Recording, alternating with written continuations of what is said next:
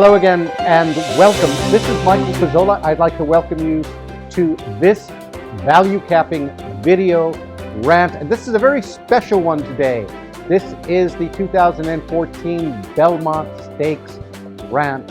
And this year, of course, we have the possibility, since the first time since affirmed in 1978, of a Triple Crown winner. And what racing fan would not be super excited about that?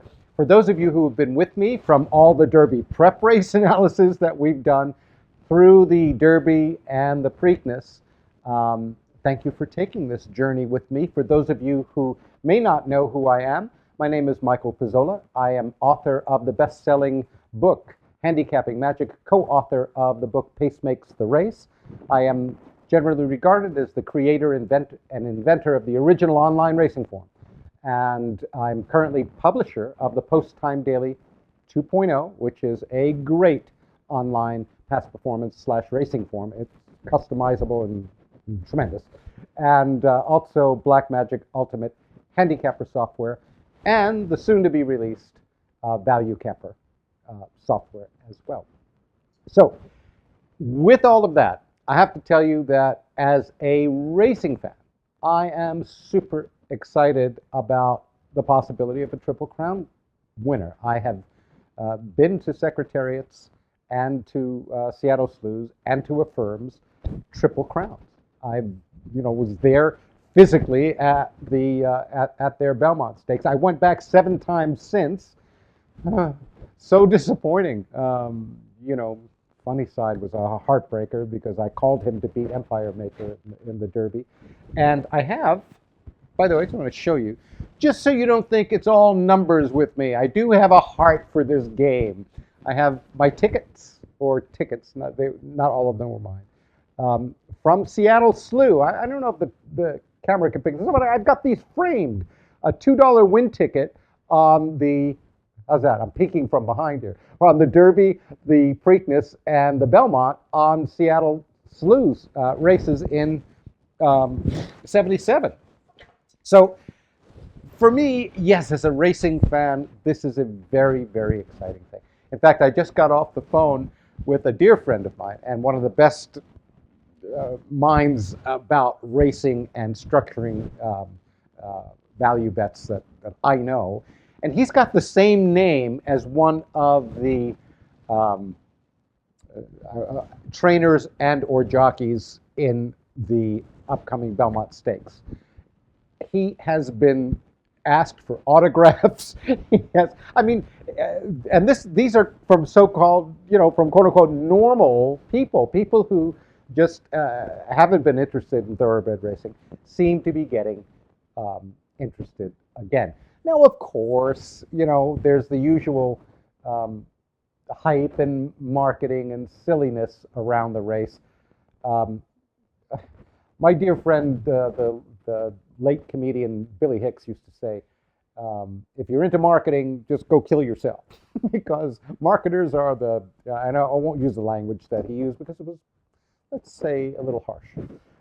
But I don't know if this is genius or what, but breathe right nasal strips, the ones that they wear here, some people wear here to help them breathe, they're co-sponsoring the Belmont Stakes so that they can put up booths at Belmont Park and give out breathe right nasal strips so that people during the race will put them on while California Chrome is trying to win a Triple Crown because he wears, of course, a nasal strip.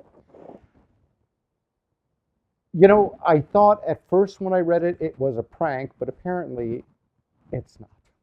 So let's get to the race. I don't think it'll come as any surprise to you that California Chrome is right on top. Not much of a surprise given my analysis of the last few races. General A-Rod looks to be in contention. But there are some interesting horses. The fulcrum horse in the race is Tonalist, who has run one race at Belmont, and that was the Peter Pan, and he blew away the field. So that's an interesting colt in this mix. I'd like to take you now to the computer. Let's go over, let's see what Blackmagic does with the race. For those of you who don't like to get into the technicalities, honestly, California Chrome is a really hard horse against which to bet because it doesn't have anything wrong with him. He's just won his last, several races in a row. I don't see a flaw. Usually I like to see a little bit of a flaw. Other than you can say, hey, you know what? Here's a flaw, Sparky. The last dozen horses that won the Derby and the Preakness didn't win the triple, the Belmont and the Triple Crown. So there's a natural anti-value, if you will. Okay, still, if this were a normal day, if this were a Wednesday, I was looking at 200 races in Las Vegas. This is not one of the ones I would focus on because I'd look at the top horse. He's 3-5 morning line. I think our contention has him 8-5. The public should like him. He's going to be obviously bet, and he's on the top of the line with a gap. Done. Done. I don't want to bet him. I don't want to bet against him. I especially not keen about betting against him because I'd like to see the Triple Crown be won. It would be really good for racing and really exciting. So, but with that, I'll see if I were to bet how I would structure. And I may structure it anyway. I was speaking with my friend with the same name as one of the trainers or jockeys in the Belmont Stakes. And he was saying some of his biggest scores were when he just threw out the big favorite in the race because, he felt there was a lot of sentimental money. There were a lot of people buying tickets so they could do this with it, have them for souvenirs. So, and he's right in that case. So this is one of those cases where there might be money to be made by taking a shot against.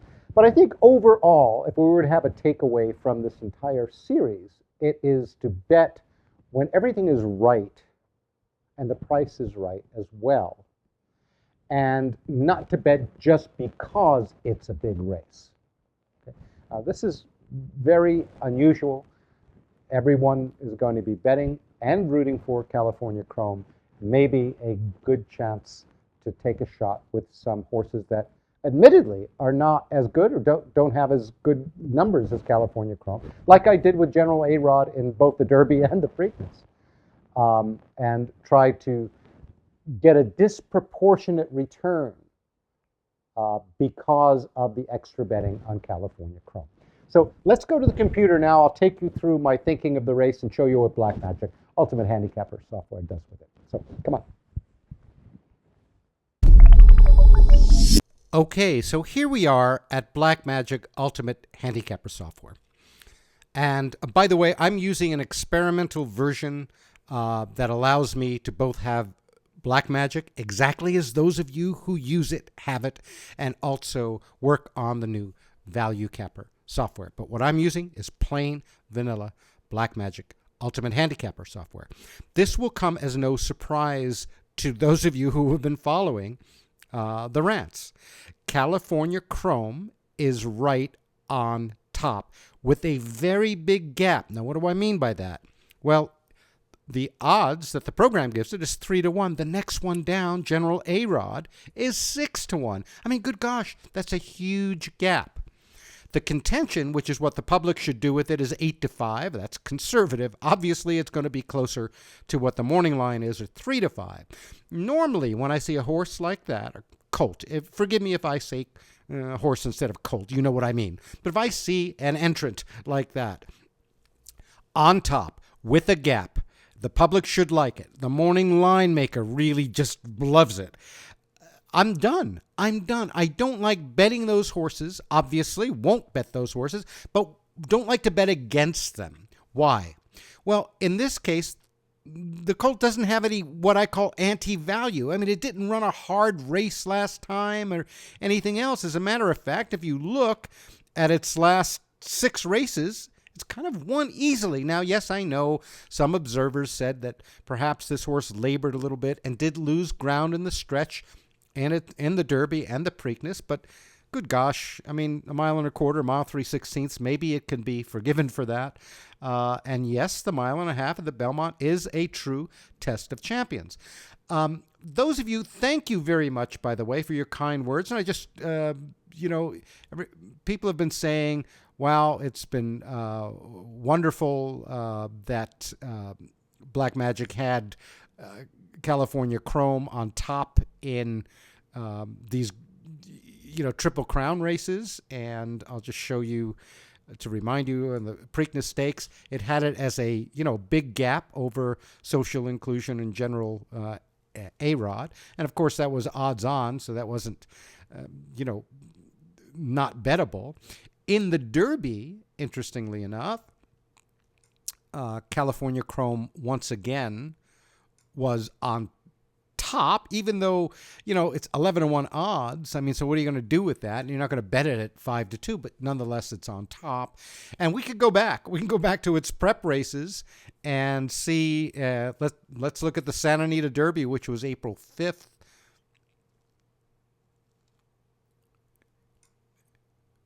And we can look at that Santa Anita race. There's Santa Anita Derby. And we see California Chrome over Opportunity. Oh, that's how they finished. Again, odds on. So, by the way, thank you for those of you who have been very kind and saying, how great it is that Black Magic has put California Chrome on top. And yes, but it should. Any good software should, because a horse like this with those great numbers, and that kind of form and everything else should. The bigger question is, okay, this horse should probably win. Do I want to bet it? Do I want to bet against it? Again, if this were a normal race day, I would pass in a New York minute.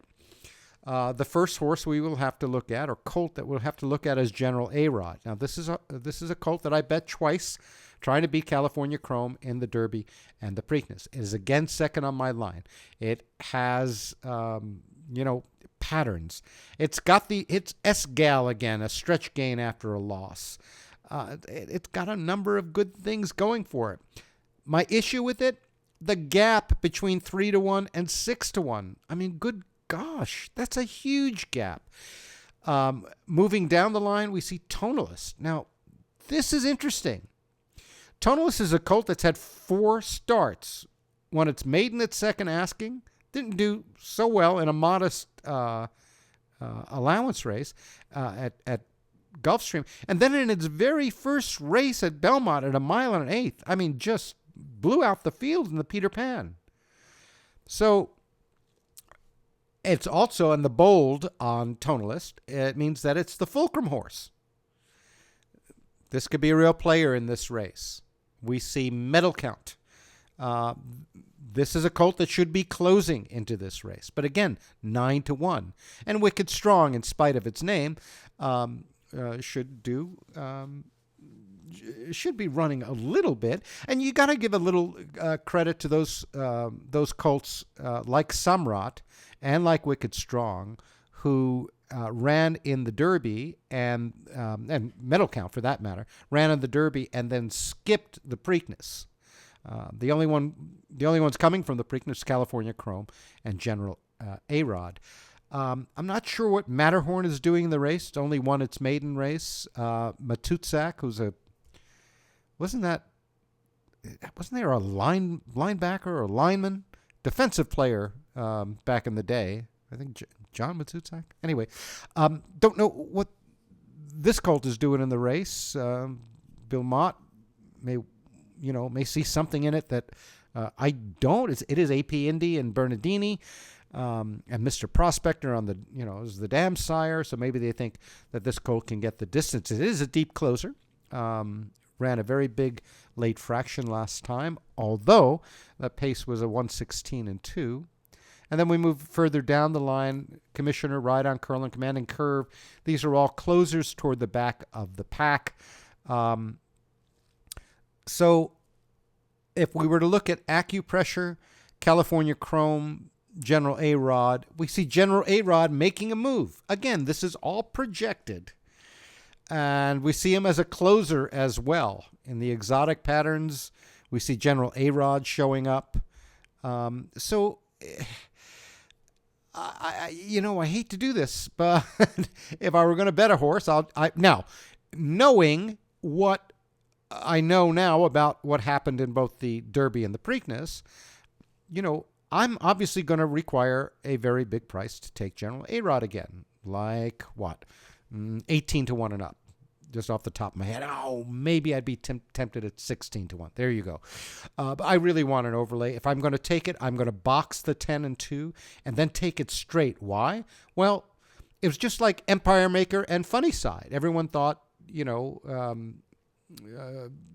those horses would run the same way they ran the last time, but they reversed. Okay? And Funny Side beat Empire Maker, even though in the race before, Empire Maker beat Funny Side. It was the Wood Memorial, if I remember. And in this case, everyone will say, well, there's no way General A-Rod is going to beat California Chrome because he just beat him. So that number, that 10-2 number, it's not that it's likely to happen. I'm not trying to predict it. It's that it will pay more than it should. Okay.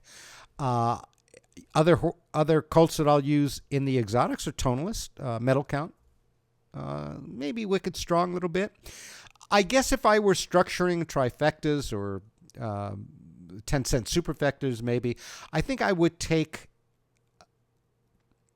two scenarios. One, California Chrome, is going to be in it, in which case it's really going to lower the price. So if it finishes, California Chrome over Wicked Strong over Tonalist, it's going to pay nothing, right?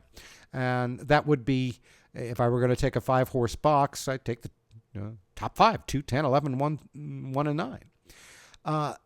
If I were going to be a little brave and throw out California Chrome, again, in a normal race, I wouldn't do this. There's no reason to. It's just being greedy and looking for price and all the rest. It's just, this should be a pass race. I'm giving it a little bit to my racing fan and wanting to have a bet and so forth. It's not going to be a serious bet. But I would also take the next 5 horses down after California Chrome in a maybe a little superfecta box or trifecta box, 10, 11, 1, 9, and 7.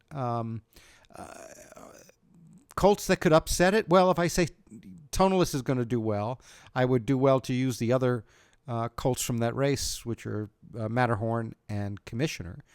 I made a mistake before. Right On Curlin is in the race, by the way, also from the Preakness. So I would also have a trifecta going with the 3 colts who came out of the Preakness as well, the 2, 10, and 5. California Chrome, General A-Rod, and Right On Curlin. And I think you can tell basically, and let's look at some numbers. By the way, in the primary pace, which is the second call, General A-Rod gets a nice number. So once again, either I've got a completely wrong call on General A-Rod. Now again, not wrong, because in the last the last 2 Triple Crown races, we had California Chrome well on top. So I haven't put General A-Rod way on top. It's just a colt that I use trying to beat California Chrome. So once again, I'll probably do that again at a big price, but without much enthusiasm, because I really would like to see California Chrome win, not the least of which because one of my favorite wizards, who has come to this game without a lot of background in handicapping and has just been doing phenomenally well, has been to both California Chrome's Derby and Preakness and is on his way to New York, where he's going to be there at the Belmont Stakes. It would thrill me if he got to see all three legs. But more to the point, California Chrome, not a horse you can bet, not a horse you can bet against with great confidence. I will, in terms of taking a little recreational bet, but it's not something to get in the habit of. Another reason is I mean, what the heck? We're talking about a 12 furlong race. It's a mile and a half. Pace numbers are not all that reliable in these races. Stamina and so forth are obviously important factors. So that's my thinking. California Chrome, not a horse to bet. Tough horse to bet against. If I were going to take a shot, it'll probably be General A-Rod if it's a very big price. If not, I would take Tonalist. In exotics, I'll use a couple of scenarios. One with California Chrome, General A-Rod and California Chrome in an exacta box, 210, and a 10-2 straight exacta. I would take the other horse coming out of the Preakness, Ride on Curl in the 5, in a trifecta box with those. I probably take superfecta boxes with the top 5 Colts, 2, 10, 11, 1, 9. Then I throw California Chrome out, 10, 11, 1, 9, 7. And go from there. I want to have my strategy being betting a little to try to take a whole lot out of the race. This is not, underlined 3 times, a prime betting situation. But it is a possibility to bet a little and perhaps make a good piece of coin. And General A-Rod, who I think has got, he's got Rosie Napravnik on him. This is the 3rd different jockey because they had Joel Rosario and then it had Castellano and now Rosie.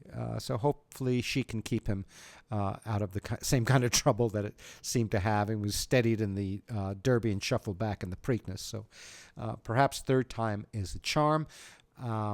That's my lookout at the 2014 Belmont Stakes.